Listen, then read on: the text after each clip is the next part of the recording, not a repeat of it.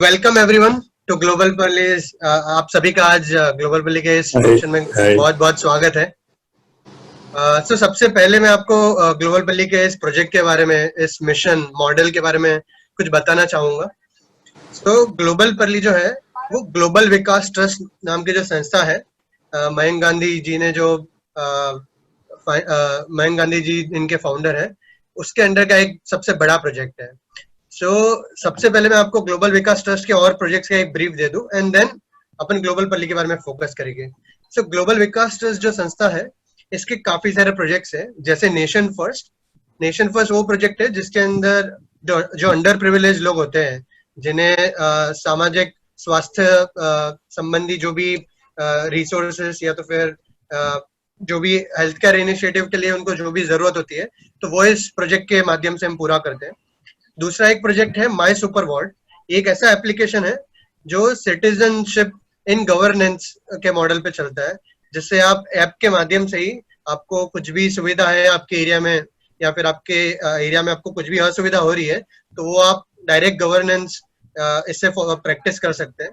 जिससे for example आपके area में अगर रोड खराब है, तो वो एप्लीकेशन में आप फोटो के साथ डाल दो, तो बीएमसी आके उसे ठीक कर देगी। ये कुछ ही अवार्ड्स में अभी लागू है, हम इसके बारे में आपको ज्यादा जानकारी भी अभी आगे देंगे। तीसरा एक प्रोजेक्ट है जो उंगली दिखा नाम का है, जो वोटर टर्नआउट इंक्रीज करने के लिए है, जो स्पेशली इलेक्शन के टाइम पे यूज होता है। इलेक्शन के टाइम पे ज्यादा से ज्यादा लोग वोटिंग कर सके, उसके लिए ये प्रोजेक्ट है। फिर चौथा एक प्रोजेक्ट है प्लांट फ्यूचर, जो मुंबई के अंदर हम कैसे ग्रीनरी बढ़ा सकते हैं। ग्लोबल पल्ली का तो आपको थोड़ा बहुत आइडिया होगा और आज और भी अच्छे से जानने मिलेगा। मुंबई में कैसे हम और ग्रीनरी बढ़ा सकते हैं, उसके लिए वो है plant future. Then there is global Mumbai, जो एक नया विजन मयंक गांधी जी का है, जिसमें मुंबई में डेवलपमेंट का एक नया विजन, उसके लिए एक कैंपेन नया स्टार्ट कर रहे हैं। दैट इज एक one project. And global pearly एक प्रोजेक्ट है। ग्लोबल पर्ली एक रिवॉल्यूशनरी मूवमेंट बोल सकते हैं, ट्रांसफॉर्म इंडिया के माध्यम से जो चलता है।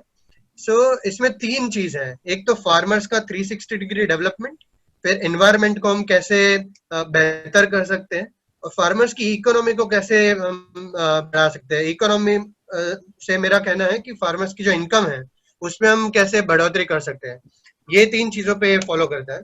एंड ग्लोबल पर्ली का अभी करंट स्टैटिस्टिक्स जो है, आज की तारीख में ग्लोबल पर्ली 3856 विलेजेस से भी ज्यादा विलेजेस में काम करता है, which is almost 3800 villages. And अगर एरिया के मैं बात करूं, तो 31,930 स्क्वायर किलोमीटर से भी ज्यादा एरिया कवर कर रहा है, जिसमें मराठवाड़ा के 4 मेन डिस्ट्रिक्ट्स हैं और कुछ आजू बाजू के डिस्ट्रिक्ट्स जो महाराष्ट्र में है। इसके अलावा मध्य प्रदेश में भी और 3 डिस्ट्रिक्ट्स में काम चल रहा है, जो एकदम फुल फोर्स में चल रहा है। इसके अलावा साउथ इंडिया में केरला में कुछ प्रोजेक्ट्स की बात चल रही है, यूपी में कुछ प्रोजेक्ट्स चल रहे हैं, नॉर्थ इंडिया में भी नॉर्थ ईस्ट में है, वहां पे कुछ प्रोजेक्ट्स का प्लानिंग चल रहा है। भावनगर इन गुजरात एंड राजस्थान के भी कुछ डिस्ट्रिक्ट्स में पार्ट चल रहा है। ये मैसिव स्केल पे पूरा काम चल रहा है। एंड जैसे आपने ग्लोबल पल्ली के बारे में और किसी वीडियो में देखा होगा या तो हमारी वेबसाइट में देखा होगा, अभी तक हम ये 4 प्रोसेस मेन फॉलो करते थे, जिसमें पहला जो स्टेप होता है वो ऑलराउंड डेवलपमेंट होता है, 360 डिग्री डेवलपमेंट। जिस विलेज में हमने स्टार्ट किया था, हमने स्टार्टिंग में हमने कुछ 15 विलेजेस में स्टार्ट किया था। 360 डेवलपमेंट, 360 डिग्री डेवलपमेंट का मतलब होता है कि गांव में पानी से लेके, एजुकेशन से लेके, कम्युनिटी डेवलपमेंट से लेके, वहां पे अगर वहां पे कुछ बुरे व्यसन चल रहे हैं जैसे अल्कोहल, दारू का, तो उसको बंद करके, वैसे 360 डिग्री डेवलपमेंट से पहला स्टेप चालू होता है। दूसरा होता है वाटर हार्वेस्टिंग। तो क्या होता है ना कि जब भी किसी भी विलेजेस में हम काम करने जाते हैं,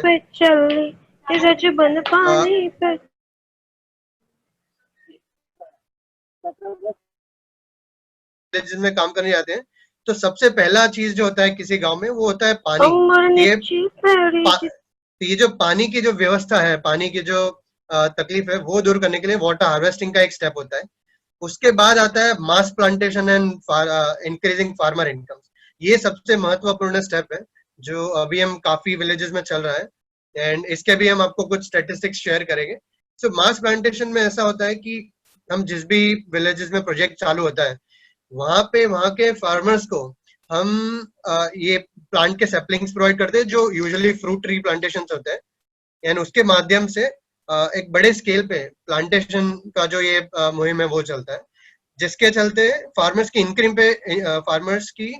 इनकम पे काफी अच्छा इंक्रीमेंट होता है, एंड उससे वो उनके उनके घर को बेनिफिट होता है, उनके पूरे विलेज को बेनिफिट होता है, एंड उसी तरह हम पूरे नेशन बिल्डिंग में ये विजन को लेके चल रहे हैं। एंड जो फोर्थ स्टेप है, जिसके बारे में सर भी हमको कुछ और शेयर करेंगे, वो है मार्केटिंग और वैल्यू एडिशन, जिससे फार्मर्स जो भी ग्रो कर रहा है हम उसको कैसे लेवरेज कर सके एक बड़े लेवल पे, उसको एक बड़ा प्लेटफॉर्म दे सके, उसको जो भी फार्मर्स हैं उनको कोई भी टाइप का सपोर्ट जो होता है, जो फॉरवर्ड लिंकेजेस का होता है या फिर फूड प्रोसेसिंग का होता है, वो है फोर्थ स्टेप।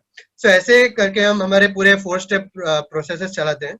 अभी आज का जो इवेंट है वो मुख्य रूप से सभी हमारे ग्लोबल पल्ली के जितने फ्रेंड्स हैं उनके लिए है, जिसमें एक बड़ा इनिशिएटिव जो हम नया ले रहे हैं कि अभी हम जिनको भी ग्लोबल पल्ली के साथ वॉलंटियर करना हो, आपका जो भी स्किल्स है उसको यूज करके, इसीलिए हम ये आज इंट्रोडक्टरी एक इनफॉर्मल मीट टाइप का रखा है। हम अभी इसमें स्टार्ट करेंगे। तो सबसे पहले आज मैं हमारे एक मित्र हर्ष वित्रा है जो अभी यहाँ पे मीटिंग में लाइव होंगे। मैं हर्ष से रिक्वेस्ट करता हूँ, हर्ष क्या आप अपना एक्सपीरियंस शेयर करना चाहेंगे as a volunteer with global Parli? Good evening everyone, मैं हर्ष हूँ। तो मैं एक आईटी इंजीनियर हूँ। पिछले साल मुझे ग्लोबल पर्ली के बारे में पता चला और मुझे काफी इंटरेस्टिंग लगा इनका काम। तो पहले तो पता नहीं था कि मैं कैसे कंट्रीब्यूट करूँ यहाँ। फिर मैं चला गया सीधा मयंक सर को मिलने, एंड मयंक सर काफी ओपन है, मतलब हमेशा बोल देते कि आ जाओ कभी भी मिलने। तो वहाँ उन्हें मिला। फिर जब उन्होंने मुझे उनके मास्टर प्लान के बारे में बताया कि कैसे ये पेड़ लगाना सिर्फ यही एक काम नहीं है, इससे हम पूरे देश को बदलेंगे, तो काफी क्लैरिटी आ गई कि हमें क्या करना चाहिए। उसके बाद हमने दिसंबर के मंथ में वेबसाइट पे काम करना शुरू किया। हमने फार्मर्स के लिए एक वेबसाइट बनाई, जिससे जैसे प्रेम बता रहा था कि फार्मर्स फ्रूट सैपलिंग्स लगाते हैं, तो वो सारा सिस्टम हमने उसको ना ऑनलाइन कर दिया। तो सारा सिस्टम डिजिटल हो गया। फार्मर्स को पेमेंट भी जो भी करनी अगर हो तो वो डिजिटल हो गई। सारी सारी चीजें डिजिटल होने की वजह से हमारे जो टीम थी ग्लोबल पर्ली की भी, वो कोरोना के होते हुए भी बहुत अच्छे से काम कर पाई। और ये बहुत अच्छा हुआ कि मयंक सर ने पिछले साल ये डिसीजन ले लिया कि अभी हमें ऑनलाइन चले जाना चाहिए। मतलब ऐसा बहुत अच्छा ये सही समय पे ये डिसीजन ले लिया गया था। उसके बाद मतलब सबसे अच्छी बात उसमें ये भी थी कि जब हम लोग को ये वेबसाइट बनानी थी, तो ग्लोबल पर्ली की टीम हमें यहाँ से मुंबई से फार्मर्स को मिलवाने के लिए पर्ली लेके गए थे। पर्ली में हम लोग सब फार्मर्स से मिले, उनसे बात की, उनसे समझा कि उनको क्या क्या तकलीफें हैं। ये पूरे सफर में काफी कुछ हमको सीखने लगा।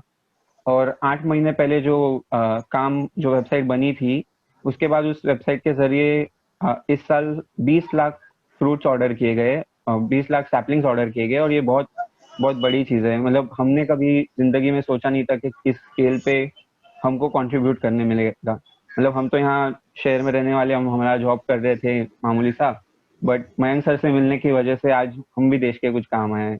तो बस यही एक हमारी शुरुआत थी। अब यहाँ से तो हम काफी आगे जाना है। मयंक सर का विजन और गोल बहुत बड़ा है। तो ये साल इतना हुआ है, अगले साल और भी बड़ा गोल। तो ये मेरा एक्सपीरियंस रहा पिछले साल से अब तक का। हर्ष बहुत बहुत धन्यवाद, आपने बहुत अच्छे तरीके से अपना एक्सपीरियंस बताया। एंड हर्ष ने जैसा हमें बताया कि टेक्नोलॉजी का यूज करके हमने कोरोना का जो ये बड़ा चैलेंज था उसको कैसे पार किया। ये मयंक सर का विजन ऐसा रहा है कि इवन बिफोर कोविड तो जैसे मार्च में हमको पता चला, तो हमने जनवरी से ही पूरा प्रोसेस जो था वो डिजिटल स्टार्ट कर दिया था, जिसके चलते हमको कोरोना का चैलेंज भी ज्यादा प्रॉब्लमेटिक नहीं रहा। एंड हमारा जो गोल था, हमारा जो विजन था, वो हम बहुत अच्छे तरीके से फॉलो कर पाए। नेक्स्ट हमारी एक वॉलंटियर है यशी नागर। मैं यशी से रिक्वेस्ट करता हूँ, यशी आप अपने वॉलंटियरिंग एक्सपीरियंस के बारे में कुछ शेयर करें। हाँ, यस, नमस्ते। मैं यशी नागर एंड मैं सर के साथ लास्ट ईयर कुछ ज्वाइन की थी। मेरा एक कोर्स मेरे को करना था डेवलपमेंट मैनेजमेंट का। तो सर ने मुझे एज एन इंटर्न मतलब हेल्प की थी। वो टाइम पे बहुत जरूरत थी बिकॉज उसके बिना कोर्स नहीं हो पा रहा था। तो सर ने पूरा मतलब मैं एकदम न्यू हूँ इस सेक्टर में, मैंने पहले बीएससी किया है। तो पूरा जो ट्रांसफॉर्म हुआ है, जो जितना मुझे समझा है ये सेक्टर में आने के बाद कि कितनी ज्यादा हम लोग हेल्प कर सकते हैं लोगों की, तो वो पूरा मुझे यहाँ पे आके एक्सपीरियंस हुआ। एंड सर का अलग ही वे है, पूरा मतलब जो उनका प्रोजेक्ट है जिधर जिधर सर रेप्लिकेट करना चाहते हैं। एंड इट्स लाइक कि मतलब हम कंट्रीब्यूट कर पा रहे हैं तो बहुत बड़ी बात है, बिकॉज सर का विजन बहुत अच्छे से उनको पूरा क्लियर है कि हमको नेशन बिल्डिंग करना है एंड हम उसमें जितना कंट्रीब्यूट कर सकते हैं करते हैं। एंड ऐसा नहीं कि सिर्फ एक ही चीज को लेके ऑल राउंड हम लोग वर्क करते हैं। भले ही हम कोई एक चीज में एक्सपर्टाइज है, बट हम लोग न्यू चीजें भी सीखते हैं एंड उसके साथ हम लोग इम्प्लीमेंट करने की सोचते हैं। एंड मैं बेसिकली नेशन फर्स्ट के वॉलंटियर का भी देखती हूँ, उसका कॉलिंग का, कि जो भी हम लोग हेल्प कर सकते हैं, जो बीपीएल पेशेंट्स हैं उनको कैसे क्या स्कीम्स का बताना जो भी महाराष्ट्र या मुंबई में चल रही हैं, एंड कैसे उनको चैरिटेबल हॉस्पिटल सीड करना, वो सब भी मैं हैंडल करती हूँ। तो ओवरऑल मतलब मुझे तो ऐसा है कि मैं जितना ज्यादा सीख पाऊँ, जितना ज्यादा लर्न कर पाऊँ उतना अच्छा है। And welcome you all to our team and I hope आप लोग को भी बहुत अच्छा लगेगा, क्योंकि जितना ज्यादा समाज सेवा करते हैं उतना अच्छा लगता है। So yeah thank you. Thank you Yashi, आपने बहुत अच्छे से अपना एक्सपीरियंस शेयर किया। And now that people are waiting for Mayank Gandhi ji, sir के लिए सब मेन सर को सुनने सब आए हैं। सो हम मयंक गांधी सर से रिक्वेस्ट करते हैं कि sir please share your thoughts about global Parli फिर farm bill and volunteering. Over to you sir.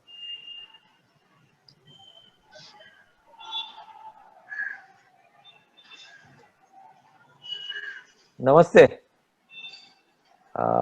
मुझे लगा था मुझे सुनने 30-40 लोग आएंगे, पर there are around 100 people now. तो I am really very thankful कि आप लोग सब आए। आज थोड़ा सा हम बात करेंगे। आप तो सब जानते हो कि हम क्या काम कर रहे हैं, अब क्या काम करने जा रहे हैं, और उसमें से आप लोग कैसे वॉलंटियर कर सकते हो, हेल्प कर सकते हो। मुझे लगता है उस टॉपिक के ऊपर बात करें।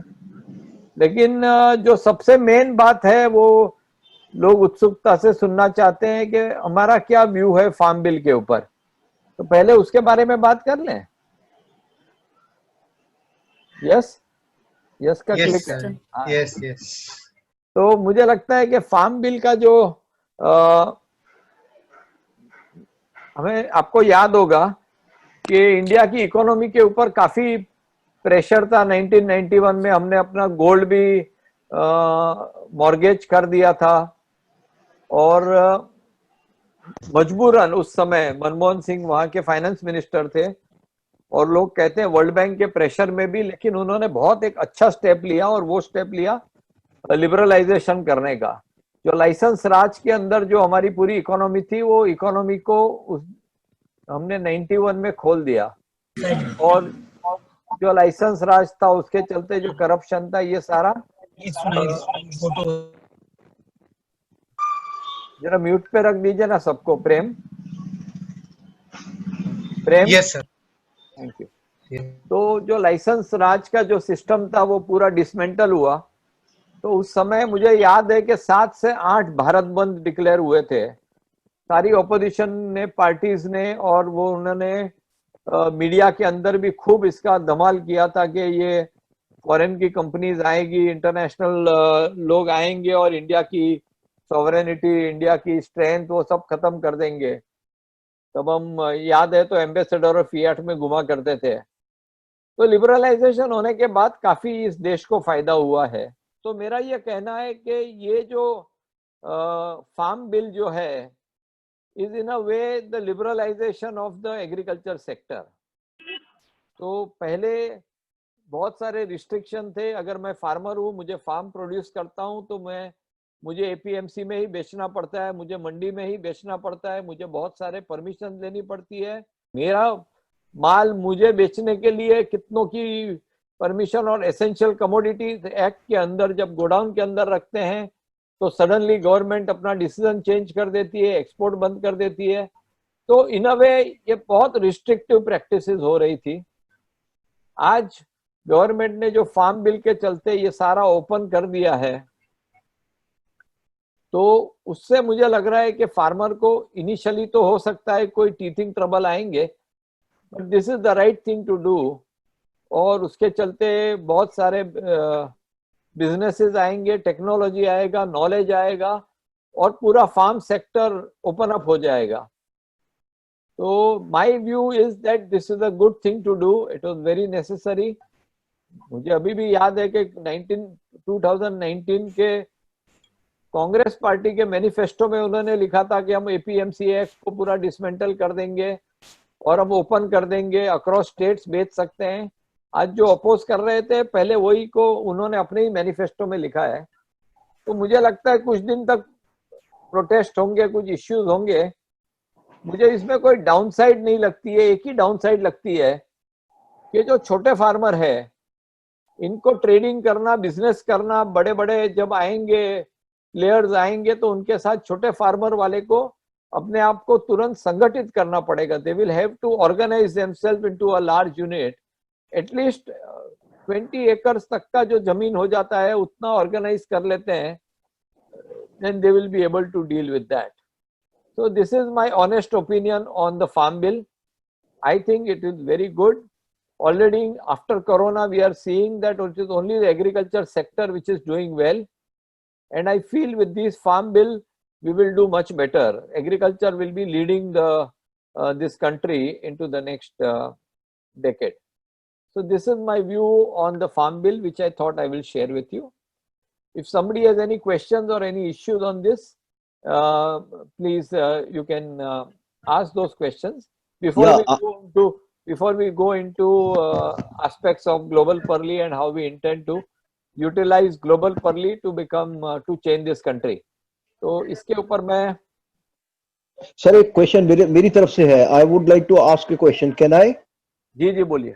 सर मैं ये कह रहा था कि जो छोटे किसान है जिनका प्रोड्यूस थोड़ा कम है उनके लिए ये तकलीफ थोड़ी ज्यादा होगी, क्योंकि वो उनका स्टोरेज हुआ, उनका ट्रांसपोर्टेशन हुआ, उनके लिए कस्टमर ढूंढना हुआ, जो डायरेक्ट मार्केटिंग की बात हो रही है। तो how do we manage that? मुझे लगता है कि मैंने कहा वैसे छोटे किसान को ऑर्गेनाइज होना पड़ेगा, फिर वो एफपीओ में हो या कोई अपना ग्रुप बनाए या कोई कोऑपरेटिव बनाए, लेकिन ये जब तक क्राइसिस नहीं आती है इंडिया के अंदर लोग ऑर्गेनाइज नहीं होते हैं। तो एक इंडियन थॉट प्रोसेस यही है कि क्राइसिस आएगी और सब साथ में आ जाएंगे। टीथिंग ट्रबल थोड़ा होगा, पर मार्केट जाने की भी शायद जरूरत नहीं पड़ेगी। After a period of time market वहां पे आएगा। ऑलरेडी आप देख रहे हैं कि फार्म टू प्लेट बहुत सारे आ गए हैं जो प्रोक्योरमेंट भी कर रहे हैं, उसको पोस्ट हार्वेस्टिंग भी करने लगे, तो वो इंडस्ट्रीज भी बढ़ जाएगी, एमएसएमई भी बढ़ जाएगी। Can you hear me doctor Wagle? Yeah it is quite clear. तो मुझे लगता है कि ये बेनिफिशियल होगा ओवरऑल टू द कंट्री। कुछ टीथिंग ट्रबल जरूर आ सकते हैं, but my view is that it's a good bill to have. Hello Milind ji. हाँ, good evening. I am Manoj Agni's friend. He gave me this. Okay. And so I joined. I'm quite happy to join. I have one question. I know nothing about farming, but one thing which I know is that there these middlemen. They come with their manpower, and then they don't need the farmer doesn't need any labor force, which is not available also. But the dealer, the middleman comes with all his manpower and team and all that, and the farmer doesn't have to bother about anything. So this is one advantage which is there in this system. So will this advantage be there, or this will be lost over time? I think these are minor issue. If I am a buyer and I go to the farmer, Yeah. तो वहाँ पे मैं man power उसका loading unloading cutting के लिए जरूर कर सकता हूँ। उसके लिए कोई मिडल मैन की जरूरत नहीं है। Okay. हाँ. So this advantage will be there. मैं आपको यह हाँ. कहता हूँ, पंजाब और हरियाणा में they charge 8.5% as commission. And it goes to the government. 5,000 crore government को मिलता है, जिससे वो फ्री इलेक्ट्रिसिटी वगैरह भी देते हैं। Correct. मुझे लगता है इसके लिए उनको काफी प्रॉब्लम हो रहा है। और दूसरे फार्मर कोई अपने सब एजेंडा वाले हैं. मेरे को as a honest, as a neutral reader, I have not found any problem with this bill. There will obviously be teething trouble, but overall ये अच्छा है देश के लिए. Okay. So these problems would be solved because labor problem is very accurate. You must be knowing it well, better than me. But this problem is overcome by these middlemen and their teams. So in the new scheme, whether that was the apprehension that I also had. But if you say this, then this is a very minor issue. Farmer भी खुद ही उठा के डालते हैं, उनको कोई उसकी जरूरत नहीं है. Okay. Thank you very much. Yeah. If there is nothing more, then I will go to global. Can I put a question? Yes, please. I have a question that will the farmers have the protection when the prices are falling, or he will have the benefit when the prices are rising? So will there be any institutional protection to him through MSP or thing? Yeah. There is one protection of MSP, but MSP is not for every crop. It is only for some crop. Yeah. Otherwise, they will have to go by market forces unless government decides to increase the number of crop which has MSP. मैं तो मानता हूँ कि MSP सब crop को देना चाहिए as much as possible. And nobody should be able to, procure or buy at a price lower than the MSP. You mean? That will be the regulation. That is the regulation that should come. They say, like I told you, it is not for for the fruits and vegetables, it's not there. For many grains, it is not there. So the government should think on adding more crops for MSP. Okay, thank you. Hello. Yeah. Hello. Yeah, hi. Good evening, sir. Am I audible? Yes, very much. Yeah, hi. Good evening. My name is Shubham Maheshwari. I am from Uttar Pradesh, district Badauni. Yeah. Right. I can see one problem in this bill, apprehension that I have. What happens right now, even if we have seen in the last season, maize, MSP for the maize was 1,850 rupees. But the people, 99% of this produce has been bought at the cost of 850 or 900 rupees. Now, what I'm saying that we don't even have much protection for the for the farmers. What can happen after coming up this bill is that there can be internal settings between the businessmen as well as the APMC officers, district level officials, right, and the market forces, and they will try to keep the price as low as possible because still they are not giving. Even in the current situation, they are not giving you the MSP.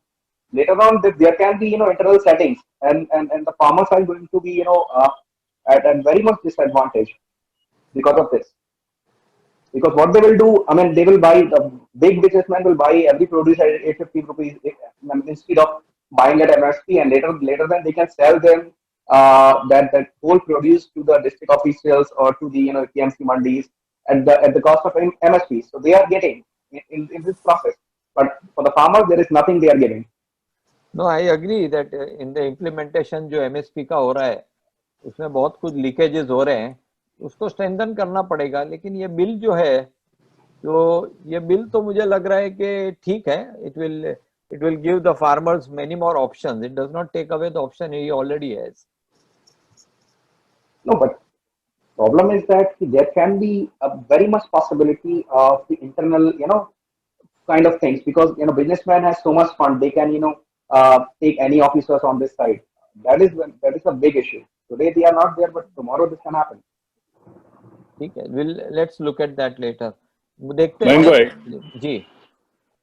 Snail Patel here from Ahmedabad. हाँ, Snail भाई. So I was listening to all these comments. I think government of India should also spend some money on educating where you need, there is a negative information going on. One, and second is post harvesting. They need to invest a lot of money in post harvesting because it will take a lot of time for the farmers to change their crop pattern. Because one good season with 5 times the production, and if they are not able to sell, then there would be a backlash. So when you are advising the government, I think out of the 100,000 crores which the government has sanctioned, I think major portion should go for post harvesting, because the farmers don't know all these technicalities, how to go about opening a cold storage or cold chain management. So, this is one thing which, we need to work on. Very good. So I will come to Global Pearly and what we intend to do. हम लोग क्या कर रहे हैं और क्या करने जा रहे हैं, इसके ऊपर मैं बात शुरू करूंगा। हमने पहले एक प्रूफ ऑफ कंसेप्ट बनाया था, जो we selected the worst area of India, जहाँ पे हाईएस्ट सुसाइड हो रहा था, जहाँ 40% जो एवरेज इरिगेटेड एरिया था, तो पर्ली में शायद 2.7% था, तो बुरा हाल था। तो हमने वहाँ पे पहले 15 गांव और उसके बाद 106 गांव सिलेक्ट किए। तो 15 गांव के अंदर हमने 360 डिग्रीज डेवलपमेंट किया, पानी के ऊपर काम किया, लाइवलीहुड के ऊपर किया, एजुकेशन के ऊपर, हेल्थ केयर के ऊपर, स्किल डेवलपमेंट के ऊपर। और कहीं ना कहीं 2017 के अंदर ये पूरा काम करते हुए लोगों को हमारे ऊपर कॉन्फिडेंस आया that we are there to serve them. हम कुछ पागल लोग हैं, इसलिए मुंबई से आए हैं, कोई पर्पस और नहीं है। और हमें भी काफी लर्निंग्स मिल गई उसके चलते। तो 360 डिग्रीज अच्छा काम हुआ, लेकिन कहीं ना कहीं ये विचार आने लगा कि अगर देश बदलना है तो इसको स्केल अप कैसे करें। तो अगर इसी तरह हम करने जाएंगे तो ये मेरी लाइफ टाइम के अंदर तो शायद 100-200 विलेज से ज्यादा हम कर नहीं पाएंगे। So this was the challenge, how do you scale it up? And also it was very clear in my mind कि जो मेन इश्यू है वो ये है कि फार्मर की इनकम कैसे बढ़े। अगर उसकी इनकम हम मल्टीप्लाई कर सकते हैं तो हेल्थ केयर, एजुकेशन, ये सारे problems they can look at. तो अब फार्मर की इनकम बढ़ानी है, ऐसे एरिया में बढ़ानी है जहाँ हाईएस्ट सुसाइड हो रहे हैं, सबसे गरीबी है। तो और एक जो इश्यू मैंने गांव में जाके देखा कि किसान के जो बच्चे हैं वो किसानी नहीं करना चाहते हैं, और अगर किसानी वो नहीं करेंगे तो इस देश का 20 साल के बाद क्या होगा, ये बड़ा सवाल था। और this is not true only of pearly और मराठवाड़ा, पूरे देश में यंगस्टर्स को किसानी करनी नहीं है फॉर मल्टीपल रीजंस। बट एक मेन रीजन ये था कि वहाँ वायबिलिटी नहीं थी, वो इतनी मेहनत करके उसको रिटर्न इनफ मिल नहीं रहा था। और दूसरा ये है कि हमारी एजुकेशन सिस्टम ऐसी है कि वो पढ़ के आने के बाद वो अपना हाथ मट्टी वाला करने की इच्छा वाला नहीं है, तो he does not like to work hard, तो work hard in the farming sector. तो मुझे लगा कि जब तक हम फार्मिंग सेक्टर को प्रॉफिटेबल नहीं करेंगे, वो भी सब्सटेंशियली प्रॉफिटेबल नहीं करेंगे, तब तक लोग वहां पे टिकेंगे नहीं और वहां पे वो अच्छे से जी नहीं पाएंगे। फिर वो हमेशा एजिटेशन होंगे, सोशल अनरेस्ट होगा, फिर वो लोन वेवर मांगेंगे, तो ये सारी चीज हो जाती है। और लीडरशिप भी कुछ लोगों ने ऐसे, हर फार्म में मैंने देख रहा था, हर विलेज में, कि लीडरशिप कुछ पॉलिटिकल लोग, कुछ ऐसे लोग के पास आ जाती है और बाकी के लोगों को पूरा इंटरेस्ट ही उड़ जाता है अपने विलेज में से। तो कहीं ना कहीं उनको मोटिवेट करना था, इसलिए हमने 2017 के अंदर 360 डिग्रीज डेवलपमेंट किया।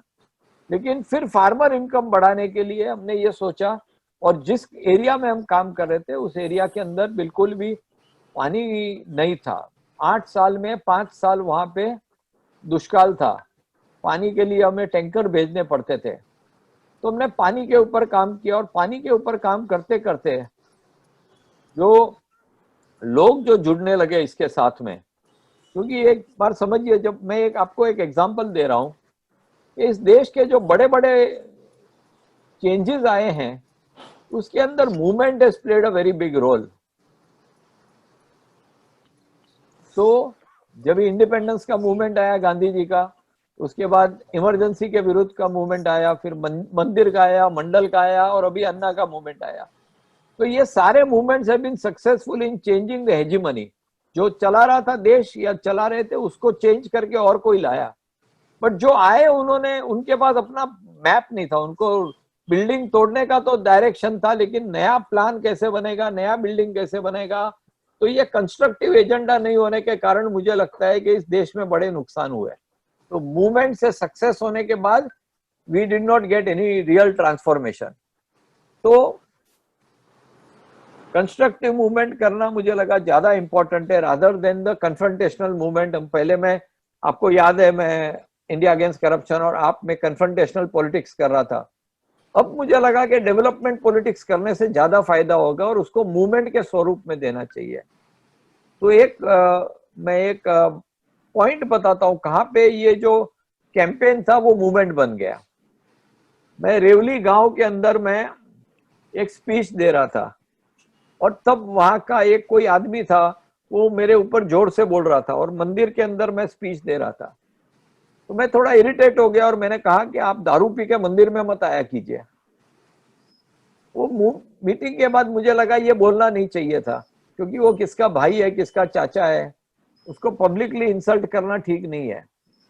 लेकिन वो सरपंच ने बहुत सीरियसली ये मैटर को ले लिया, और जिस दुकान थी दारू की दुकान, वहां पे वो गए और उनको कहा कि आप दारू बंद क्यों नहीं कर देते हो, ऑलरेडी 7 आदमी मर चुके हैं सिरोसिस ऑफ लिवर से, रात को दारू पी के लोग सोए पड़े रहते हैं, लेडीज ने पीना शुरू किया था, 10 साल के बच्चे पी रहे थे, तो आप दारू बंद कर दीजिए। अब पता नहीं क्या हुआ उस आदमी को, तो उसने कहा कि मेरे पास 7 दिन का स्टॉक है, उसको मैं बेच दूं और उसके बाद मैं दारू बेचना बंद कर दूंगा। मुझे वो बात मैंने जब सुनी तो दूसरे दिन मैंने उसका पैर पकड़ लिया और कहा कि आपके अंदर प्रभु का दर्शन, प्रभु अंदर आ गए, God has come with in you. तो आप एक काम कीजिए, घर कैसे चलाओगे, मैं आपको 3 प्रेग्नेंट बकरी देता हूं, तो उससे आप गोट रियरिंग का बिजनेस शुरू कर दीजिए। तो 7 दिन के बाद उन्होंने दारू बेचना बंद किया और मैंने उसको 3 बकरी दी, उसका बिजनेस शुरू हो गया। अब ये फॉर्मूला मुझे बहुत अच्छा लगा।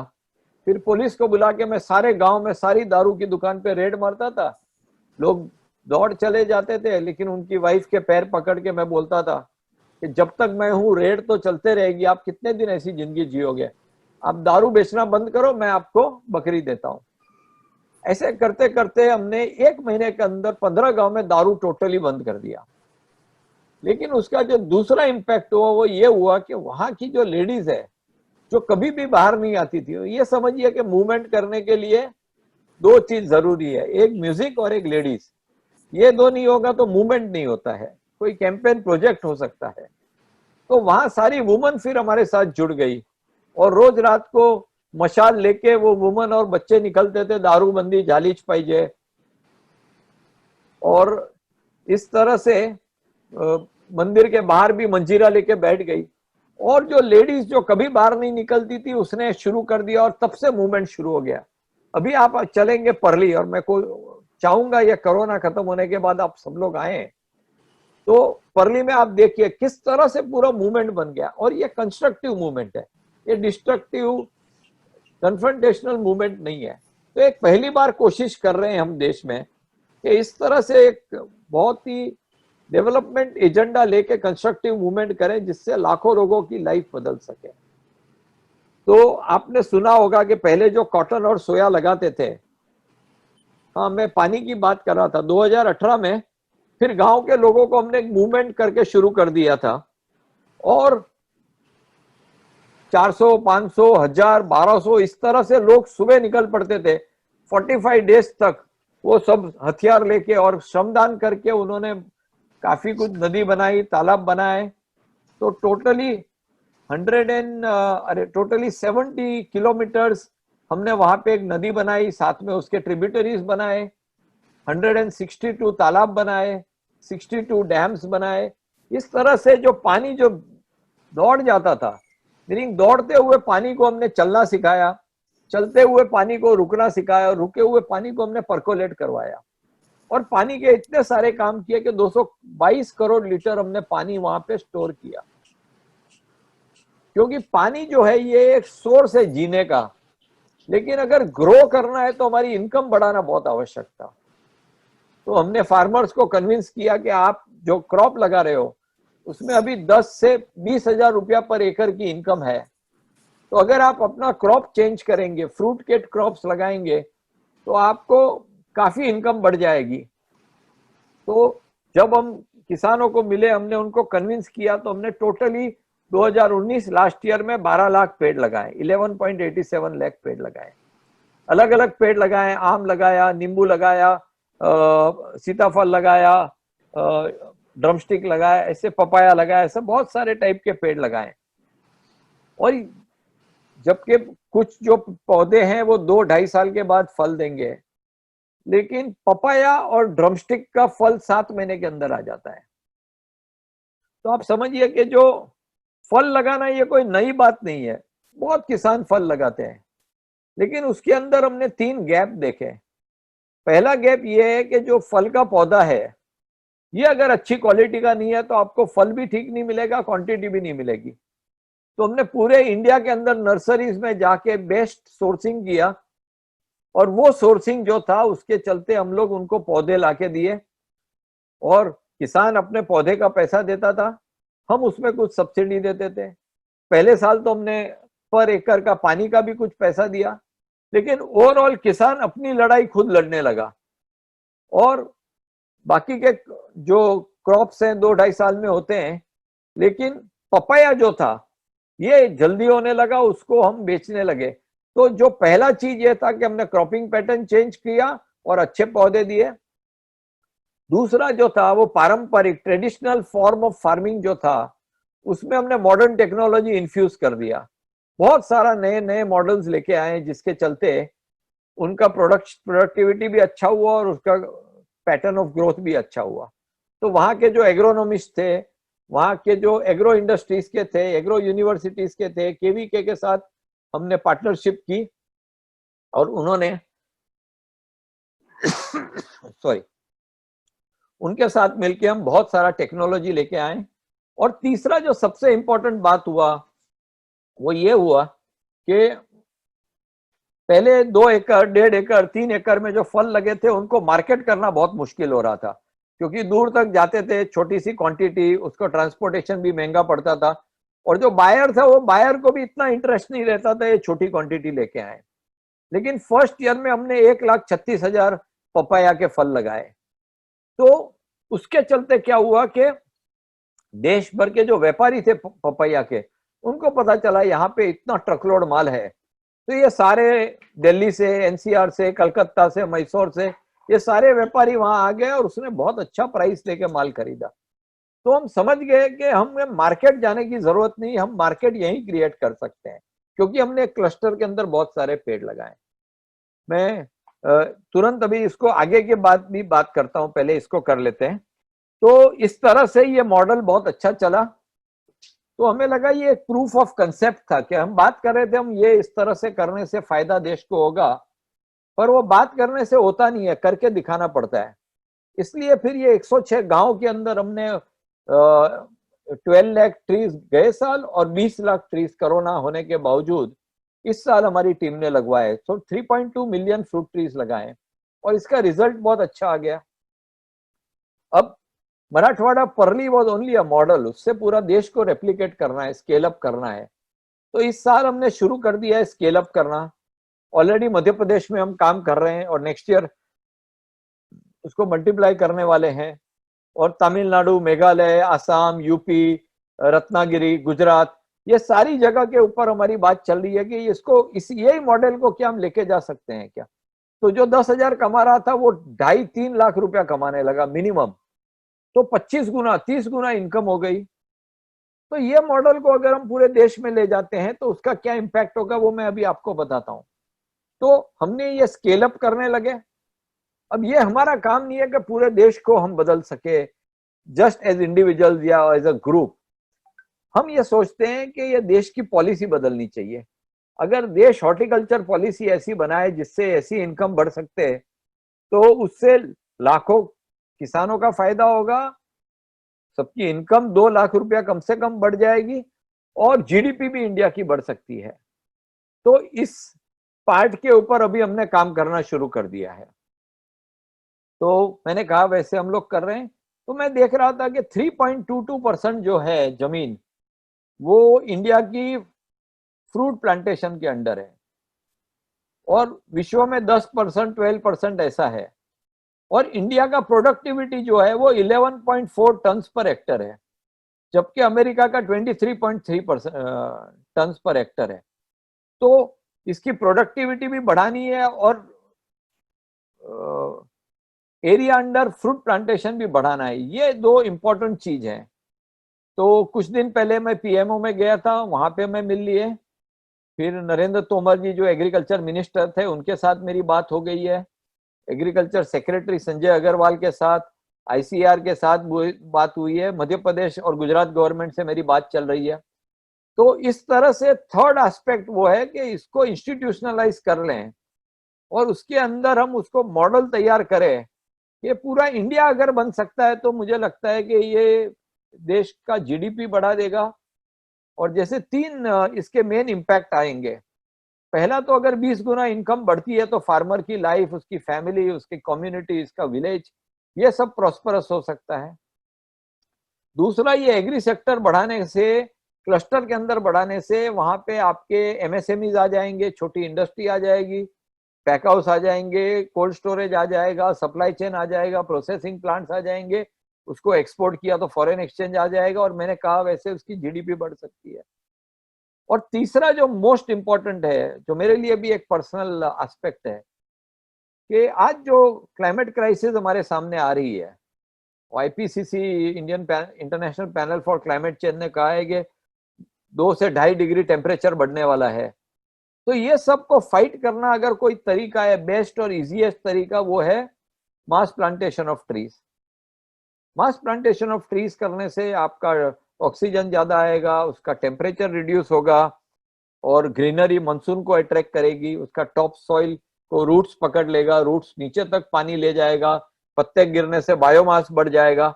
और मोस्ट इंपॉर्टेंटली कि एक फल का पेड़ लगाने से millions and crores of microorganism, insects, बीज, बर्ड्स, एनिमल्स, ह्यूमंस, ये सबको फीड कर सकते हैं। तो when you are doing, you are actually not planting trees, you are planting lives. तो इस तरह से ये हमारा कार्यक्रम करना चाहते हैं, जो पहले प्रूफ ऑफ कंसेप्ट रेडी कर दिया, फिर स्केल अप कर दिया, और तीसरा उसको इंस्टीट्यूशनलाइज करके सारे सरकार को इसमें इन्वॉल्व करके काम करना है। तो मुझे लगा आज मैं आप सबके साथ ये शेयर करूं, और आप में से जो जो मदद करना चाहते हैं, ये मेरा प्रोजेक्ट नहीं है, ये देश का प्रोजेक्ट है और ये देश को सुधार सकता है। ऐसे एक सिंगल पॉइंट प्रोग्राम अगर करते हैं तो it can have an huge impact on this country and on the globe. तो इसके लिए हमने ये सोचा, और 3-4 साल जो हो गए उसके अंदर बहुत कुछ डेवलपमेंट हो गया। और जैसे मैं कहता हूँ कि जो मैराथन दौड़ते हैं ना, तो लास्ट के 300 मीटर फास्ट दौड़ते हैं। तो मेरी लाइफ के लास्ट के 300 मीटर है, तो और स्पीड बढ़ानी है अभी इसमें। तो आप सब भी इसके साथ जुड़िए और हम साथ में कुछ करते हैं। तो भी आपके जो भी सवाल है, जो भी बात करनी है, तो इसको डेप्थ में फिर बात करते हैं। थैंक यू अगेन, आप इतनी ज्यादा संख्या में इतने अच्छे से आए। But I wish that all of you volunteer in what ever field you can, जितना समय दे सकते हैं, जिससे ये बहुत बड़ा प्रोजेक्ट हो सकता है और देश को बदल सकता है। क्योंकि कोई मराठवाड़ा को बदल के, कुछ लोगों की जिंदगी बदल के सेटिस्फैक्शन मुझे भी नहीं होगा। तो प्रॉब्लम देश के इतने बढ़ रहे हैं कि सॉल्यूशन उससे भी बड़ा होना पड़ेगा। तो small solution, incremental solutions is not the answer. We will have to do much bigger and very large solutions. Thank you. Mayank, can I speak? Yes, please. Mayank, can you hear me? Yes, very much. First of all, let me congratulate you for this initiative. And I think it's a phenomenal work that has to go across India. And, I'm sorry? I'm sorry? जी बोलिए बोलिए please. Yeah, because you mentioned about various states and Tamil Nadu. I'm here for you. I always told you about this. When would you like to start? Tell me, and I will come with you to some people who are very keen, who got huge tracts of land here, and they are looking at this kind of situation in a different way. And I just have one question I want to ask you. You've done this kind of political situation we have in a country. Isn't the local politician trying to stop you sometime? And how do you deal with it? I think in that short video, which I don't know how many of you have seen, there's a 14-minute video. If anyone has not seen, I will send that to you. But Mr. Keruka, who's part of this, said in that video, कि एक हमारा rule था कि कोई भी गांव में हम जाते थे, if somebody spoke BJP or NCP or Congress, I used to stand up and walk out. And I walked out of 4 villages. And they realized that while politics is welcome during elections, but in development work, politics and politicians are not welcome as politicians. They can come as citizen and they can come as villager. Also, there were some politicians in that area. It's a very क्या बोलते हैं, बहुत ज्वलंत area है, गोपीनाथ मुंडे जी का area है। तो पंकजा मुंडे और धनंजय मुंडे अभी वहां पे है, but we have not touched them, they have not touched us, and we have an arm's length. वो अपना काम करते हैं, मैं अपना काम करता हूँ, तो ऐसा कोई डिस्टर्बेंस उनकी तरफ से भी नहीं हुआ है। जब होगा तब देखेंगे, बट मुश्किल नहीं है, हो सकता है। वन मोर थिंग, मुझे आपसे एक चीज और बोलनी थी, इसके बाद मैं कुछ बोलूंगा नहीं, सुनूंगा उसके बाद। इतना टेलीविजन चैनल्स है and they're spreading negativity all the time. What you've done is very positive, and everybody uses this farmer's death for political gains rather than trying to help them. Why can't all these television channels speak about this as an achievement and take India to the next level? ये क्यों नहीं करते हैं? हम कैसे करेंगे सब? इससे बात कर सकते हैं? आप बताइए, हम बात करेंगे। आप बात कीजिए ना। मैंने बहुत ज्यादा अपनी पब्लिसिटी करने की कोशिश नहीं की है। कुछ चैनल नहीं, सॉरी ना, तो कुछ चैनल्स अपने आप आए हैं। ऐसे तो बिजनेस इंडिया ने भी लिखा है, बिजनेस टुडे ने भी लिखा है, एनडीटीवी ने भी दिखाया है, CNN ने भी दिखाया है, अभी टाइम्स नाउ भी देख रहे हैं, उसके ऊपर they are making a story. So Mumbai mirror के अंदर फ्रंट पेज के ऊपर स्टोरी आई है। तो ये सही नहीं है कि कुछ नहीं हुआ है। क्या सब चाहते हैं कि मेरा ज्यादा कवरेज हो? मैं भी चाहता हूँ, लेकिन उनका सब्जेक्ट है, उनको कवर करना नहीं करना। Bad news sells, good news does not sell. Unfortunate part. You're right. Sorry about this. Anyone else? No, at all. Can I speak? Can you hear me, Frank ji? हाँ, सिंह साहब बोलिए ना। Namaskar. Namaskar. I have been involved indirectly with you in the sense that I'm also acting for the farmers. We are basically making them weather resilient, and we have through an app we are serving about 250,000 farmers all over the country. और पहले महाराष्ट्र में भी आपको approach किया था। You asked me to come there, I couldn't make it, but I keep on following you. You have done an excellent job. Now we on our own, we एक जैसे वो आपने बोला ना कि जुनून है, तो हमें भी एक जुनून है। मैंने भी सरकारी नौकरी छोड़ के, UN की नौकरी छोड़ के अभी मैं किसानों की सेवा में लगा हूँ। क्या बात है। And it is a very personalized app. The farmer जहाँ वो अपना खेती कर रहा है, वहाँ की plant physiology, I am agricultural scientist by profession, तो हमने उसे ऐप डेवलप किया है। It is very much liked and is being implemented in a big way. Now जब से ये फार्म बिल जो आए हैं, उसके बारे में आपको रिएक्शन देना चाहता हूँ। They wanted us to add a platform where they can buy and sell their products. Now, there's a lot of enthusiasm among the farmers that they want to showcase their farm products, and they want to sell it. They want to have a digital platform to sell it. We are offering that, but then there are a lot of difficulties in that. I don't know how this problem is going to be solved. I leave it to people around here, because the farmer, as you said, the marginal farmer will have few acres to cultivate, some crop to cultivate, to bulk it, to aggregate it, to take it to transport it. There are a lot of infrastructure, a lot of quality issues involved.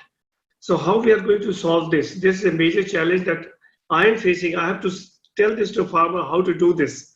And we are working with, we are trying to get them to form, not cooperative, of farmer producer organization. A farmer producer organization is forming a new company. For me, it is very difficult to go in each and every corner of the country and say that you create a FPO. I need certain help in this regard and guidance as to how to proceed, how to take the farm produce to the local kirana stores, bypassing all the things which you mentioned is wonderful idea which the new government has, the new regulations have been implemented. But to implement it, even if they form a cooperative, they buy from the farmers and bring it to the city centers to sell. The whole lot of chain has got to be established. How to go about it, it requires a lot of hand-holding and a lot of cooperation from the other stakeholders. So I leave it to other people to guide me as to how to go about it. Thank you so much. You're doing an excellent job, man. I wish you all success. Thank you. And whatever you think I am capable of doing, delivering to the farmers on an individual basis, I can do it for you.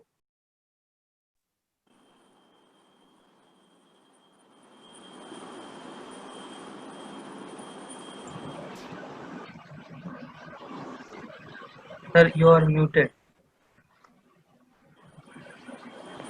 Mayank sir, unmute कीजिए sir. Hello Mayank जी. हाँ, नहीं मैं बोल रहा hello हूँ. मयंक जी. We are planning a trip in maybe November. अगर corona का issue solve हो जाए to Parli, I would request all of you to join us there. परली. जी. वैसे एक बहुत अच्छी न्यूज है जी. मयंक जी. हाँ. In Bengal we are making 100 FPOs. You heard about FPOs? Yeah. FPO. We are making FPOs and we are inviting you. Everywhere you will be invited. Thank you so much. Massive program I am organizing. And I am having a little fever for last 4 days. Okay. मैंने आपको message भी दिया था. तो मैं village ही था last week. Durgapur के पास में 150 विलेज हमने कमेटी बनाई 150 विलेजेस में. अरे वाह. आपकी वीडियो भी दिखाई हमने. 150 एक फार्मर आया था सब जगह से. अच्छा, बहुत अच्छे. तो ये सहकार भारती के अंडर में कर रहे हैं. सबको अब ऑर्गेनाइज करना पड़ेगा. यही अभी नेक्स्ट गेम जो है ना उसमें डेफिनेटली हमको सबको ऑर्गेनाइज करना पड़ेगा. एपीओज बना रहे हैं यहाँ पर. और एपीओज के बारे में सुना होगा आपने. एपीओज बड़ी अच्छी स्कीम बनी है अभी. हमारे यहाँ बहुत एफपीओज है. पुराने एपीओ में बहुत प्रॉब्लम थी. अब जो नए एपीओ है ना इसमें बहुत बेटर है. ठीक है, आइए आपको करते हैं. प्रोग्राम बनाना है. एक यहाँ पे एक राजीव गोयल जी बोल रहे थे I want to make FPO in Agra. मैं उनको रिक्वेस्ट करता हूँ कि आपसे कनेक्ट कर दें. आप बताइए कैसे करना. मैं उसका बुक भी प्रिंट कर रहा हूँ. आपको भी भेजूंगा, उनको भी भेजूंगा. Alright, thank you. सर बढ़िया स्कीम बनी है. अभी जो स्कीम बनी है बहुत अच्छी स्कीम है. हम लोग काम करेंगे मिलकर. ठीक है.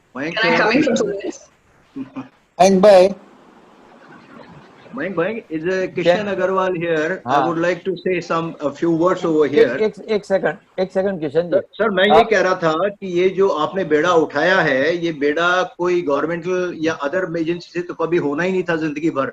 ये जो पब्लिक मूवमेंट की जो आपने बात की है और उसके ऊपर आपकी लीडरशिप से मेरा मतलब है आपका विजनरी और कमिटेड और कमिटमेंट जो जिस किस्म का है मैंने देखा है. I've seen for last 3 years.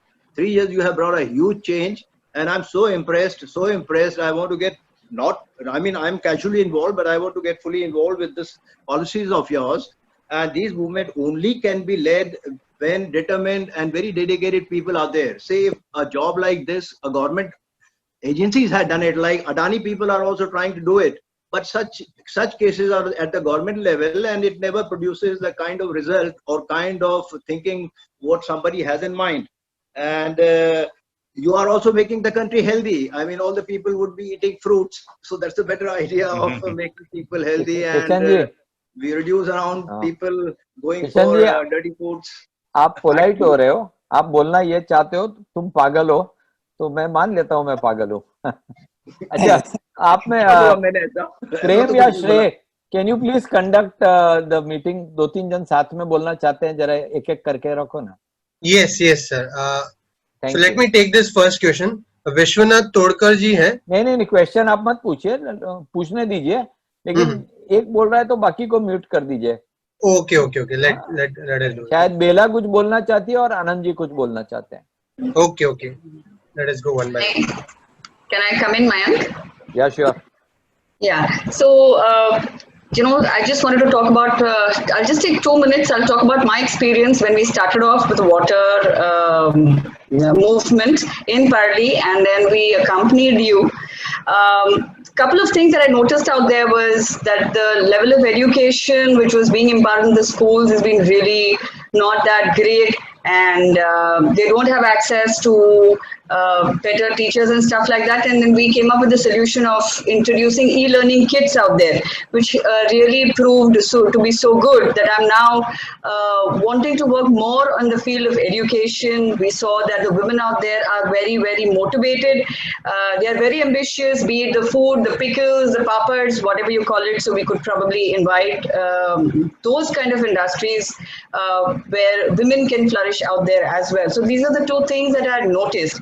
What has happened is a lot of my friends want to volunteer, but they don't know how to contribute. So it would be nice if you could enlighten people as to how, in what capacity can they come up and can they contribute? Because since I've been out there, I was touched, and I know I'm going to be attached with Global Parley forever, the kind of changes that we are making and stuff like that. But for others who want to join the movement, could you please throw some light? पहले हम सोच रहे थे कि हम लोगों को volunteer करने के लिए बोले, पर हमने कोई स्ट्रक्चर नहीं बनाया था कि वो क्या करेगा. So, and without understanding the interest of the person who wants to volunteer, if you give him a work which is not appropriate, then they also lose interest. True. So now we have a volunteer team.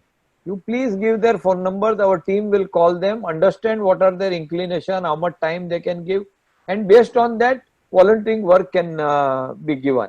So if you can kindly send me the numbers of all of them, names and numbers, my volunteer team will work with them and we'll get them onto this kind of an platform. Sounds good. Sounds perfect. Thank you, Mayank. Thanks.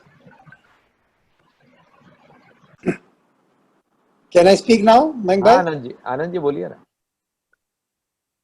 See, before I put a question, I would like to make a 3-4 statement which are known to everybody, but then there are cost of repetition. More than 50% population of this country are agriculturists. They contribute, the 50%, more than 50% population contributes only 15% in the GDP. They do not contribute anything in income tax. They do not contribute anything in GST. Still we call them Annadata. How far this is justified? Particularly when I see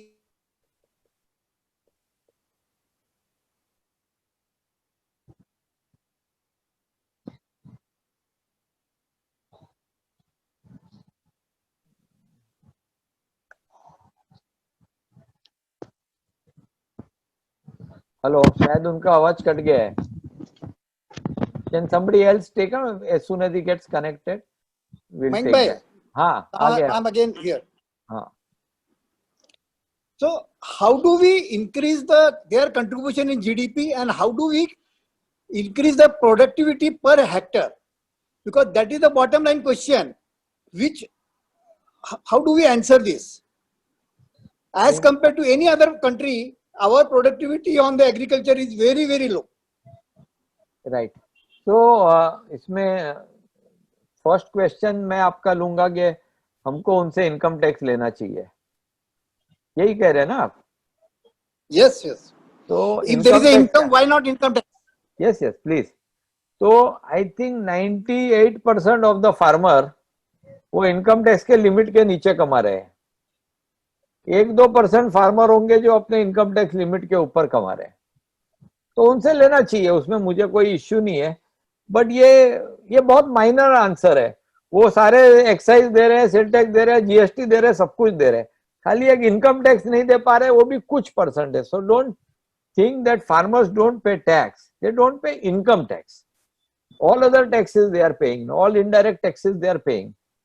direct tax में वो तो उनके कैसे हो भाई? हाँ भाई, एक मिनट इनको मैं आंसर दे दूं भाई, फिर I would like to talk to you. Please carry on. हाँ, तो ये मैं कह रहा था कि इनकम टैक्स का कोई बहुत बड़ा इश्यू नहीं है, सर, नॉन इश्यू. दूसरा आपने क्या पूछा था Anand ji? Productivity per hectare is very low. ये गवर्नेंस का इश्यू है.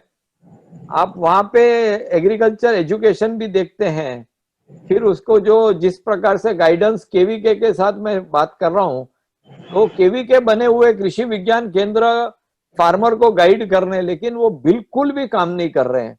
तो आप उनको गाइड नहीं करोगे, उनको टेक्नोलॉजी नहीं दोगे, पानी का कोई मैनेजमेंट नहीं है, तो आप किस तरह, वो फर्टिलाइजर कंपनी आके उनको ज्यादा से ज्यादा फर्टिलाइजर बेच के पूरा कर रही है। तो there is absolutely no training, no guidance of farmers, और water is such a big issue, which is why our productivity is low. जैसे हम लोग जहां पर्ली में काम कर रहे हैं, हमने प्रोडक्टिविटी इतना ऊंचा कर दिया है कि अमेरिका का जो 23.3 टन पर हेक्टर है, उससे तो 3 से 4 गुना हमारा प्रोडक्टिविटी बढ़ गया है। So it needs kind of a good governance. It needs certain practices to be done.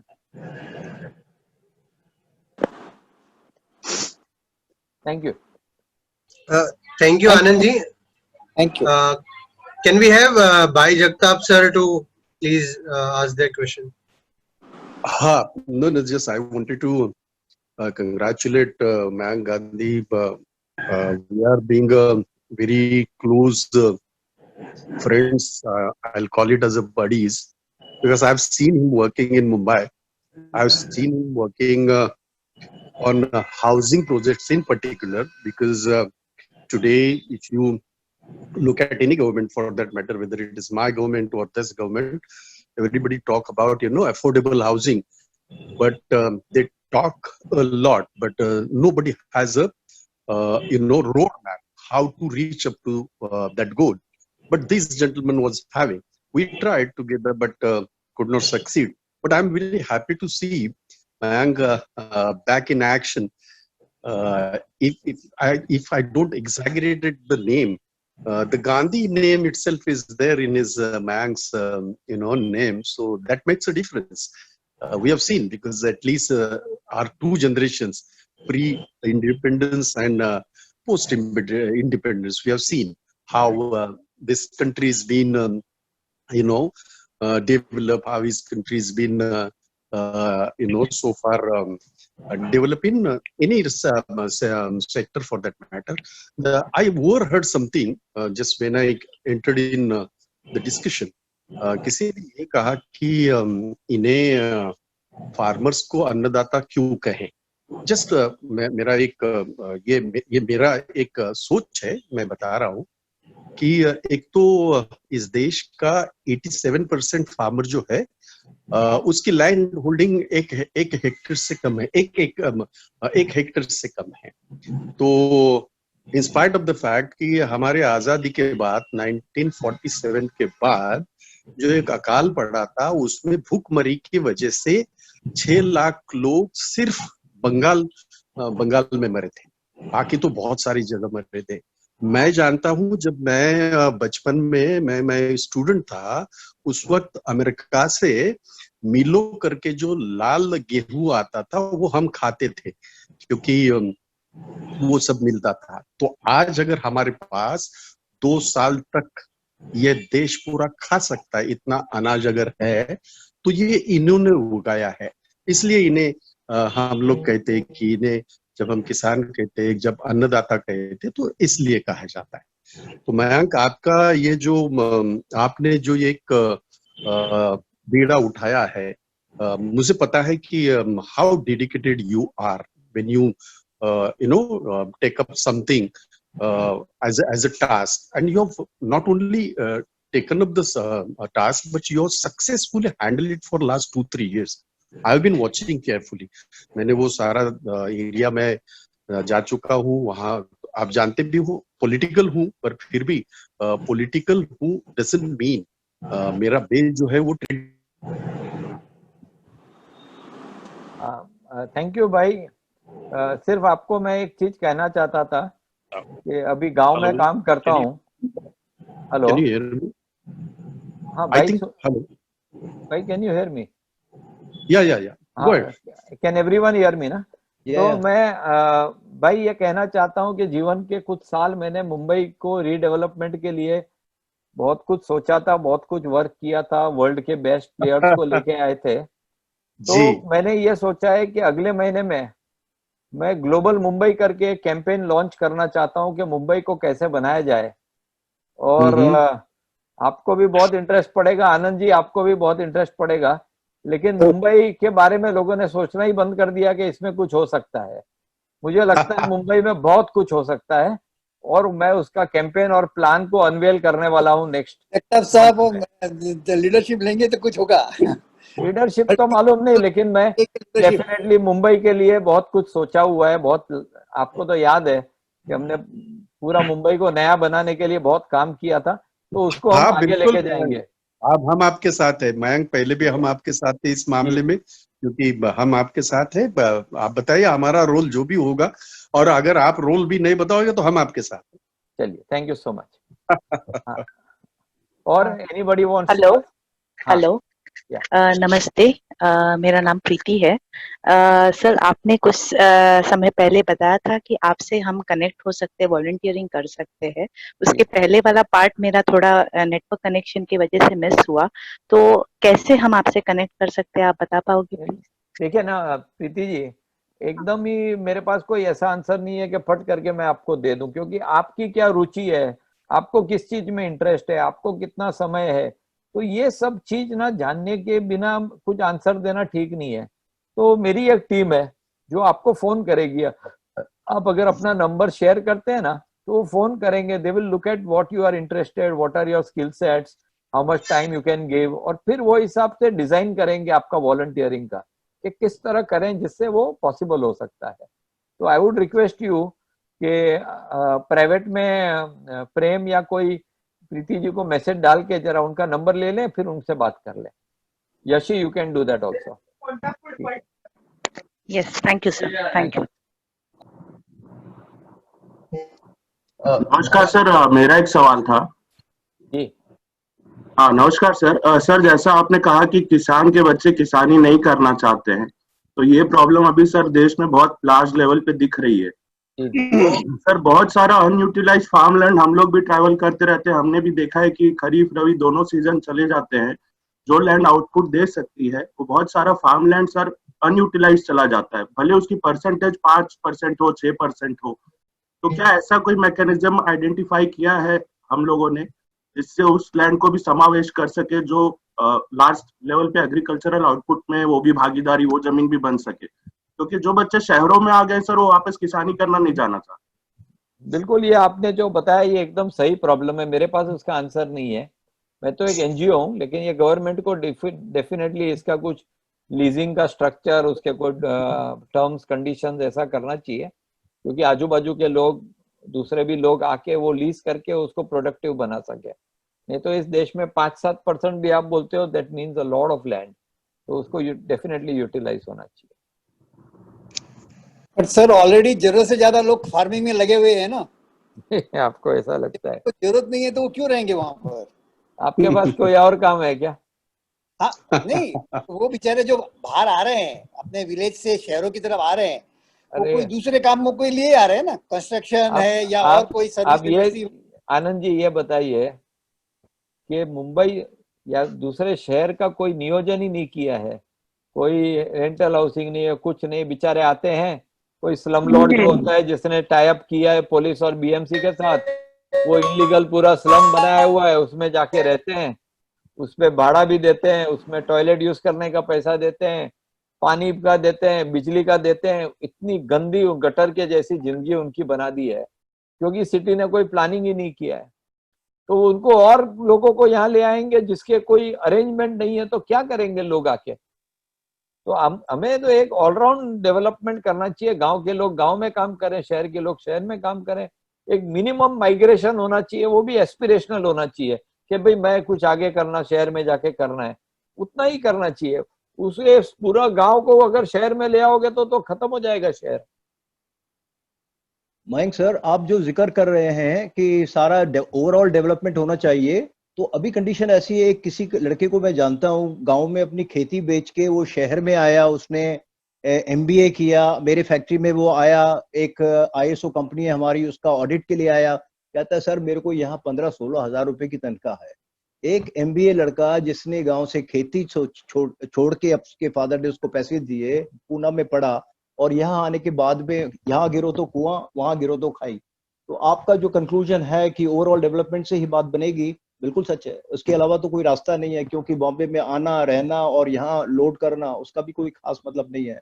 तो इनकी अगर क्लास और इनकी कंफर्ट लेवल हम गाँवों में उठा सकते हैं किसानों का, मतलब उनके साथ उनको फैसिलिटी दे सकते हैं, उनका अपग्रेडेशन हो सकता है, 25 टाइम उनकी इनकम इंक्रीज कर सकते हैं, तो nothing like it sir. What you have thought is very reformist, very great initiative you have taken, and we are supporting it, sir, fully. Thank you, Kishan ji. There are two more raised hands. One is Vilas Jadhav. Vilas Jadhav जी, क्या आप अपना question पूछना चाहेंगे अभी? तो उन्होंने अभी पूछा ना. ओके. तेजस शाह. तेजस शाह के पास है. पार्थ सारथी, क्या आप कुछ पूछना चाहेंगे? या गो अहेड. मयंक जी एक बात बोल रहे हैं कि आपका ये प्रोग्राम और आपका जो टोटल मूवमेंट मैं फॉलो कर रहा हूँ. मैं ऐसे डिस्ट्रिक्ट से बिलोंग करता हूँ वेस्ट बंगाल में, जहाँ की मार्जिनल फार्मर्स और माइग्रेंट लेबर्स साउथ इंडिया और वेस्ट इंडिया में, जैसे मुंबई में आप जो बोला, बहुत सारे लोग इस कोविड से पहले उधर गए थे. तो finally they reach return in West Bengal, specially Purulia. और मैं पुरुलिया से बिलोंग्स करता हूँ. इधर मैं गवर्नमेंट सेक्टर में काम भी करता हूँ. लेकिन गवर्नमेंट और पॉलिटिकल पार्टी का जो प्लानिंग ऐसे नहीं है कि सभी लोग शहर में ही जा रहे हैं, उधर ही छोटे मोटे काम देख रहे हैं. लेकिन गांव में इतने सारे एसेट है जो ऑलरेडी आप काम कर रहे हैं. इस टाइप का कोई प्लानिंग हो, अगर जैसे MGNRGA स्कीम है, इस स्कीम में जो मार्जिनल फार्मर्स है और गरीब लोग है, इन लोग का इन्वॉल्वमेंट बहुत ही कम है. बट ये इसमें गवर्नमेंट का बहुत फंड वेस्टेज हो रहे हैं. तो ऐसे कुछ करना चाहिए कि सचमुच इसमें रियल टाइम डेवलपमेंट हो, जैसे आप नेशन बिल्डिंग प्रोग्राम कर रहे हैं. जस्ट मेरा यही बात है. नहीं, एकदम सही बोल रहे हैं आप, बहुत आवश्यक है जी. पार्थ साहब.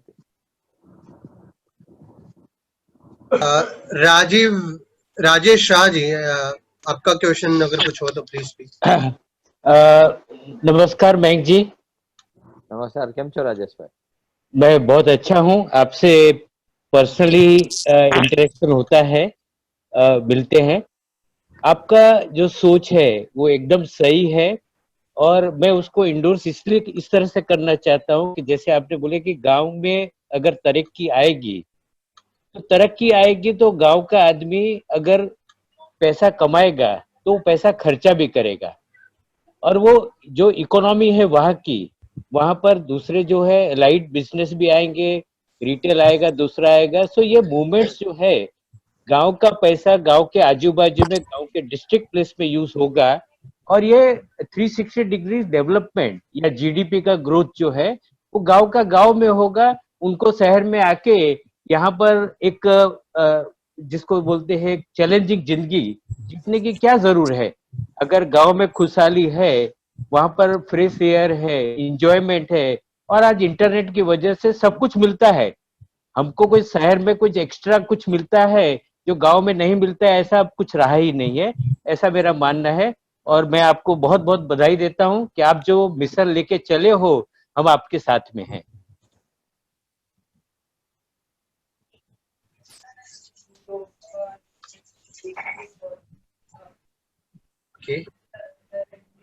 Okay. Mayank sir, yes, sir is on mute. मेरी फिक्र मत करो. जो राजेश भाई ने कहा उसको मैं भी मानता हूं कि बैलेंस ग्रोथ नहीं होगा तो ये देश को गड़बड़ होने वाली है. शहर की तरफ लोग भागेंगे, शहर को तैयारी नहीं है लोगों को लेने की, तो जो स्लम्स हो रहे हैं उससे भी वर्स्ट लाइफ हो जाएगी, और क्रिमिनल भी ज्यादा हो जाएंगे, लॉ एंड ऑर्डर के भी सिचुएशन आएंगे. तो जितना ज्यादा गांव के लोगों को गांव में रखो और जितना शहर के लोगों को रिस्ट्रक्चरिंग करने पे रखो तो बेटर है. Next. Okay, Pankaj Patel ji has a question. RTN Pankaj Patel. Rotarian होता है RTN यानी. Yes. पंकज जी, आप अपना माइक अनम्यूट करके बोल सकते हैं. या नमस्कार मयंक जी. कैसे हो पंकज भाई? બસ મજામાં છું. બોલો. ઘણા બધા સવાલની સાથે જ છે આ. मुझे खाली यही कहना था कि एजुकेशन हेलो जी, एजुकेशन पैटर्न में ऐसा कुछ नहीं कर सकते कि बच्चों को ज्यादा इंटरेस्ट आए एग्रीकल्चर की तरफ? बिल्कुल कर सकते हैं। नया वो एजुकेशन पॉलिसी भी आया है, उसमें कुछ बेटर चीज तो है। हाँ। लेकिन अभी का एजुकेशन पॉलिसी तो ऐसा है कि कोई एक लड़का अगर ग्रेजुएट हो गया ना, हाँ। तो वो हाथ मट्टी वाला नहीं करेगा। और एक आदमी को दो बच्चे होते हैं, जो एक एजुकेटेड होता है, एक कम एजुकेटेड होता है, तो कम एजुकेटेड वाला फार्मिंग में आएगा, एजुकेटेड वाला बैठ के वो करके वो क्या चूना खाता है। तो ये इश्यू है, रियल इश्यू है। और पहले के जमाने में क्या होता था कि जो फार्मर होता था उसको बेस्ट लड़की मिलती थी, हाँ। और फिर ट्रेडर को मिलती थी, और फिर गवर्नमेंट ऑफिसर को मिलती है। हाँ, अभी अभी उल्टा पूरा है। रिवर्स हो गया है, और फार्मर को तो लड़की मिलना बहुत मुश्किल हो रहा है। तो फार्मिंग एकदम ही अनग्लैमरस और बहुत ही ऐसा हो गया है कि किसको श्राप देना है तो बोलता है तू फार्मर, तेरा बच्चा बने। हम लोग वहाँ स्कूल में जाते थे, और देखिए आप सुनने जैसी बात है, स्कूल में जाते थे, छोटे छोटे बच्चों को बुला के पूछते थे बड़ा होके तू क्या बनना चाहता है। करेक्ट। कोई बोल रहा था कि मैं पुलिस में जाऊंगा, कोई बोल रहा था मैं कलेक्टर बनूंगा, कोई बोलता था मैं कुछ बनूंगा। लेकिन मेरी 15 स्कूल के बच्चों के साथ बात होके मुझे एक भी बच्चा ऐसा नहीं मिला जो बोला या तो मैं टीचर बनूंगा या फार्मर बनूंगा। उसके सामने जो दो रोल मॉडल है, फार्मर का और टीचर का, वो दो में से वो कुछ भी नहीं बनना चाहता। तो it says a lot, it is a commentary on the way things are there. Correct correct, हमने यही ऑब्जर्व किया है। कोई बोलता है मैं कलेक्टर बनूंगा, लेकिन एक भी आदमी ऐसा नहीं बोलता है कि मैं एग्रीकल्चरिस्ट बनूंगा। तो क्या somehow तो देश का क्या होगा, ये बहुत बड़ा सवाल, गंभीर सवाल है हमारे सामने। यस यस, कैसे होगा, how will this country go ahead अगर कोई फार्मिंग नहीं करेगा तो। इसलिए हमने जो काम किया उससे फार्मिंग वायबल हो गया। तो जो किसान के बच्चे जो नहीं काम कर रहे थे वो अब आने लगे हैं। Yes, thank you very much. Thank you, sir. Next we'll take from Shri Krishna Roy. Sir, आप अपना माइक अनम्यूट करके बोल सकते हैं। Shri Krishna Roy. Yes, go ahead. भाई नमस्कार। श्री। नमस्कार नमस्कार। So today I was in forest with some of my friends, and I was not enjoying much. So I love to have the complete recording as early as possible. And you know we are together for a long inning. Yes. Whatever the volunteers needed from behind, I will keep organizing for you, and we will be doing. Madhya Pradesh, I'll be fully cooperating with you, and we'll remain in touch and keep discussing about what is to be done next. So I'm almost, you can say, fully available to you. You can call me anytime, anywhere, and we will see what can be done. Total devotion, Meg bhai, to your cause, and thank you so much. Thank you. एक चीज सलाह के रूप में निकल रही थी। गांव वालों की मुख्य 3 समस्या होती है, related to health, related to education and related to कमाई, समृद्धि। जी। अगर हम गांव और शहर को लिंकअप करने का प्लान करते हैं, a new system of marketing, जिसमें गांव के प्रोड्यूस हमारे शहर वाले लोगों के पास आ जाएं और शहर वाले लोग हम मिलके उनकी जरूरतों को पूरा करें। तो तीनों पे काफी काम किया हुआ है, मिलके मैं आपसे शेयर करूंगा। How to make self sustaining of the village and community staying in cities together. We'll work on it. Okay, thank you. Thank you, sir. Thank you. Love you. Thank you, sir.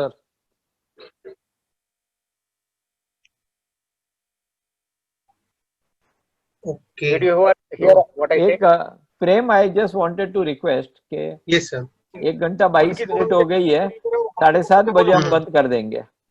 You can connect the cities and the villages. I have already done it to a great extent. And let me see where it has gone. हाँ, जरा सबको mute कीजिए except the person who's asking the question. yes sir, so that is pretty much. दूसरे questions है वो अभी विलास यादव जी का हो चुका है, गेस राजेश शाह जी का भी हो गया है। हेलो So मैं थोड़ा बोलना चाहता था, एक मिनट के लिए अगर मुझे दे सकें तो। हाँ हाँ बिल्कुल बोलिए please sir, go ahead. मैं एक बहुत इनकरेजिंग न्यूज जो मयंक भाई आप जो काम कर रहे हैं उसके संदर्भ में बताना चाहता हूं कि 5 साल के अंदर कच्छ में इतने लोगों को, और एजुकेटेड लोग जो आप बोलते हैं कि लोग आते नहीं हैं, बिकॉज मिड एज में पहुंचने के बाद में, यहाँ की मुंबई की लाइफ देखने के बाद में, एंजॉय करने के बाद में उनको ये समझ आ रहा है कि ये लाइफ है तो ये कैसी लाइफ है, हैप्पीनेस है कि नहीं है, और उनका रिवर्स माइग्रेशन कच्छ की तरफ हो रहा है। ये एक बहुत बड़ा कदम है। 100 साल 150 साल से कच्छी लोग कच्छ से मुंबई आए, अब जाके उनको अपॉर्चुनिटी दिख रही है, और अपॉर्चुनिटी उनको एग्रीकल्चर में दिख रही है। आप ताज्जुब हो जाएंगे, मेरे पास में ऐसे ऐसे इंस्टेंसेस हैं। और जो पढ़ा लिखा आदमी है वो कैसी जिसको बोलते हैं चैलेंज ला सकता है, बिकॉज उसको समझ में आता है, उसके पास में कैपेसिटी है। आज ड्रैगन फ्रूट कच्छ में जिस तरह का बन रहा है और आ रहा है, तो उसने पूरी मार्केट चेंज कर दी है। और जो आप बोलते हैं ना 5 टाइम्स 10 टाइम्स 20 टाइम्स 50 टाइम्स, वो हो रहा है। और कमलम करके उसको फ्रूट्स को नाम देने की बात चल रही है, बिकॉज ड्रैगन तो चाइनीज नाम है, वियतनामी नाम है, हमको नहीं चाहिए। तो ये एक न्यूज जो है मैं आपसे शेयर करना चाहता था, और हम भी थोड़ा काम करने की सोच रहे हैं, मैंने आपसे डिस्कस भी किया है, और मैं आपको इनवाइट करता हूं कि कच्छ में आके कच्छ की धरती को भी आप हरा भरा कीजिए और हमें गाइड कीजिए। हम पूरी कोशिश करेंगे जी, पूरा। Thank you so much. Maharashtra ही हमारा थोड़ी है, पूरा देश अपना है। नहीं आप बिल्कुल अपना बिल्कुल है। मुझे मालूम है। तो अगर आप अनुमति दे तो मैं एक फाइनल वर्ड्स कह के इसको फिर थैंक यू सो मच। आपने सबने इतनी संख्या में आए, अच्छा डिस्कशन हुआ, और मेरी बात कोई सुनता नहीं है लेकिन इतने जन मेरे को कैप्टिव ऑडियंस मिल गया। तो अभी इसको करते रहेंगे over a period of time wherever, but please volunteer, ये बहुत अच्छा काम है, इसमें कुछ, और जितना आपके पास समय हो, जितना ही आपके पास इंक्लिनेशन हो, उतना ही कीजिए। आई एम नॉट सेइंग कि जैसे हम लोग तो पागल लोग हैं, पूरा टाइम करते हैं, तो सब नहीं कर सकते, उनकी भी स्थिति होती है, इच्छा बड़ी होती है, परिस्थिति ऐसी होती है। तो within the time that they can spare, within the subject of interest that they have, I am sure all of you can participate.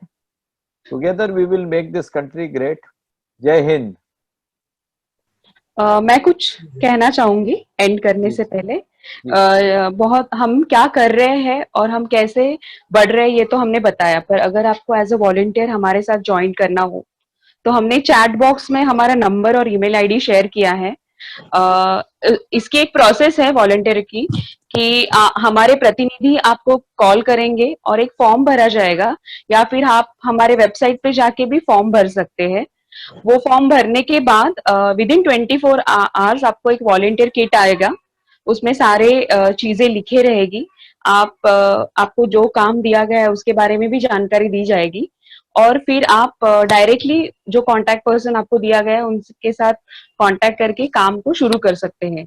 आप जिस भी काम में एक्सपर्टीज रखते हैं वह काम आप हमारी ऑर्गेनाइजेशन के साथ कर सकते हैं। तो आप चैट बॉक्स में नंबर और ईमेल आईडी हमारा दिया गया है, उस नंबर पे आप कांटेक्ट कर सकते हैं। और एंड करने से पहले जितने भी लोग उपस्थित थे वो अपना email ID please chat box में डाल दें। Thank you.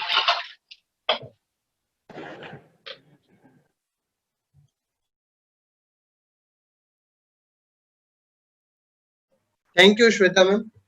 I guess here we can end.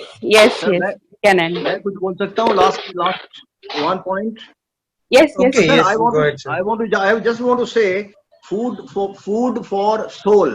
There is some people keep talking about food for soul is serving humanity unconditionally. So all of us, we are with this project of yours, and we want to change this country by upliftment of people those are underprivileged. And a last note about happiness and satisfaction is beyond materialistic acquisition. That is what sensible people should be thinking about, and they should go ahead with that. And sir आप तो leader है हमारे, आप तो you are showing us the way, we are with you, thank you. Thank you so much, sir. We are ending here now. Thank you. Thank you. Thank you. Thank you. Thank you, Mayank. That was a great session. Thank you so much. Bye bye. Thank you. Thank you. Thank you.